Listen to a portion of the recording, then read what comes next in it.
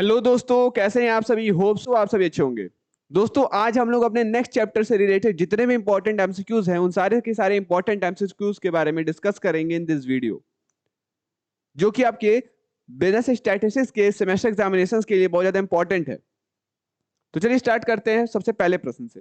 पहला प्रश्न दिया है, या पहला क्वेश्चन जो दिया है वो दिया है, निम्न में से किसके द्वारा विषमता के मापों की व्याख्या नहीं की गई है, या फिर who is the following didn't develop the measurements of skewness.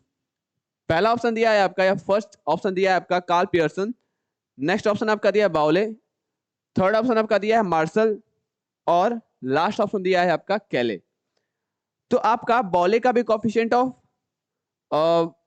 बॉले का भी कॉफिशिएंट ऑफ स्क्यूनेस है, कार्ल पियर्सन का भी है, मार्शल का है, मार्शल का नहीं है। ठीक है, यानी मार्शल का मेजरमेंट ऑफ स्क्यूनेस नहीं है।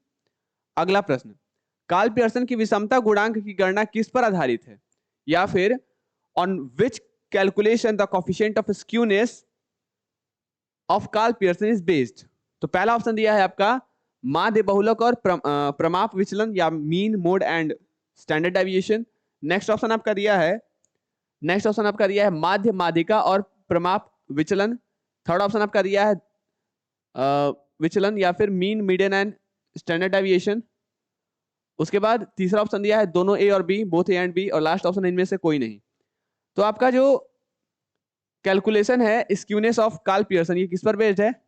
तो ये आपका बेस्ड है किस पर? ये आपका बेस्ड है दोनों पर। कहने का मतलब है ये आपका बेस्ड है मीन मोड और स्टैंडर्ड डेविएशन पे भी, और मीन मीडियन स्टैंडर्ड डेविएशन पे भी। ठीक है, अगला प्रश्न।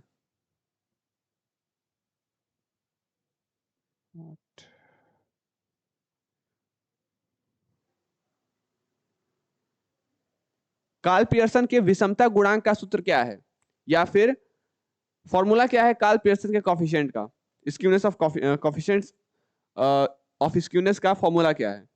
तो मैंने पहले बताया इसका फॉर्मूला क्या होगा। इसका फॉर्मूला बेसिकली आपका होता है mean minus mode upon standard deviation. Mean में से मोड माइनस कीजिए और स्टैंडर्ड डेविएशन से उसको डिवाइड कर दीजिए, तो आपको क्या मिल जाएगा? आपको मिल जाएगा coefficient of skewness according to the Karl Pearson. ठीक है, यानी कि जब आप मीन में से माध्य में से बहुलक घटा देते हैं और उसके नीचे क्या रखते हैं, उसको नीचे रखते हैं या प्रमाप विचलन, तो तब आपको जाके क्या मिलता है? कॉफिशिएंट ऑफ स्क्यूनेस या फिर विषमता गुणांक मिलता है। अगला प्रश्न दिया है, एक साम्य वितरण में विषमता का गुणांक क्या होता है, या फिर coefficient of skewness symmetrical distribution में क्या होता है? निगेटिव, जीरो, पॉजिटिव या नन ऑफ दिस। तो समांक में क्या होता है? अगर सिमेट्रिकल है तो एक बराबर और एक बराबर रहता है, तो वैल्यू क्या रहता है? जीरो रहता है। राइट होगा तो पॉजिटिव, लेफ्ट होगा तो नेगेटिव, और जीरो रहेगा सॉरी सेम रहेगा, इक्वल रहेगा तो आपका जीरो। बाउले का विषमता गुणांक किस पर आधारित है, या फिर ऑन विच बेस किस पर, on which calculation Bowley's coefficient of skewness is based. अब देखिए बॉलेस का कोएफिशिएंट ऑफ स्क्यूनेस का फॉर्मूला क्या होता है? इसका फॉर्मूला बेसिकली आप देख सकते हैं, ये होता है आपका Q3 यानी कि quartile 3 plus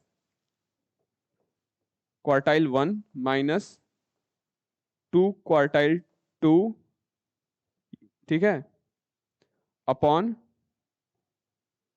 Q3 minus Q1, ये होता है। अब इसमें देखिए क्या कह रहा है कि कोफिशिएंट ऑफ स्क्यूनेस किस पर आधारित है। तो Q3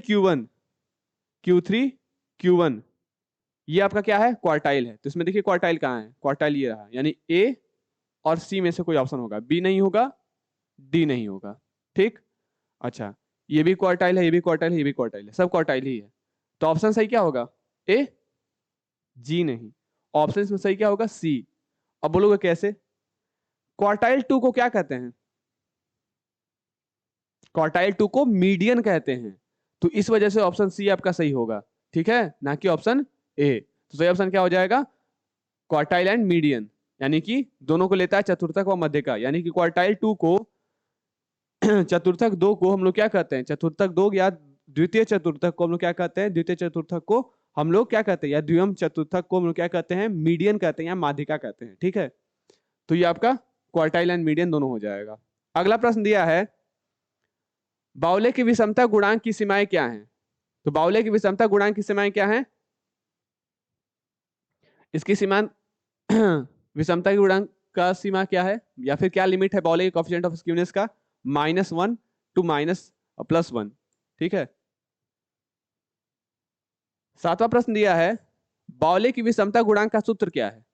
तो सूत्र मैंने अभी बताया था, क्या होता है सूत्र इसका, माध्य माइनस माध्यिका अपॉन माध्यिका, या दूसरा तृतीय चतुर्थक प्लस प्रथम चतुर्थक माइनस द्वितीय माध्यिका, या अपॉन तृतीय माध्यिका चतुर्थक माइनस प्रथम चतुर्थक, या फिर बहुलक माध्य अपॉन चतुर्थक विचलन, तीसरा माध्य माध्यिका अपॉन प्रमाप विचलन। तो विचलन यानी कि स्टैंडर्ड डेविएशन, ये दोनों तो होगा ही नहीं। माध्यिका नीचे होता था, माध्यिका नीचे नहीं होता था, माध्यिका ऊपर होता था, तो बचा क्या, केवल एक, बी। ठीक है, नेक्स्ट क्वेश्चन, ये आपका अंतिम प्रश्न है। दे रहा है कि विषमता मापन में या फिर मेजरिंग स्क्यूनेस क्या हम लोग ध्यान देते हैं। तो स्क्यूनेस करते समय क्या देखते हैं हम लोग, mean minus mode upon standard deviation. तो माध्य तथा माध्यिका के अंतर, यानी कि माध्य तथा माध्यिका के अंतर, माध्य तथा माध्यिका, माध्य तथा बहुलक, माध्य तथा बहुलक का अंतर देखते हैं। क्यों, माध्य तथा बहुलक का अंतर या mean minus mode upon standard deviation. तो माध्य तथा बहुलक के अंतर को देखते हैं और उसको हम लोग विचलन से या प्रमाप विचलन से माइनस कर देते हैं। ठीक है, स्टैंडर्ड डेविएशन से माइनस कर देते हैं। तो ऑप्शन सी इसका सही ऑप्शन हो जाएगा। ठीक है, तो ये सारे इंपॉर्टेंट क्वेश्चन हैं इस चैप्टर से रिलेटेड। होप ये सारी बातें आपको समझ में आ गई होंगी। कोई भी क्वेरीज होंगे कमेंट बॉक्स में कमेंट कर सकते हैं, चैट बॉक्स में चैट कर सकते हैं, और चाहें तो हमसे संपर्क कर सकते हैं हमारे दिए गए नंबर पे। So till then stay tune with Commerce Nation, and तब तक के लिए आप सभी को धन्यवाद।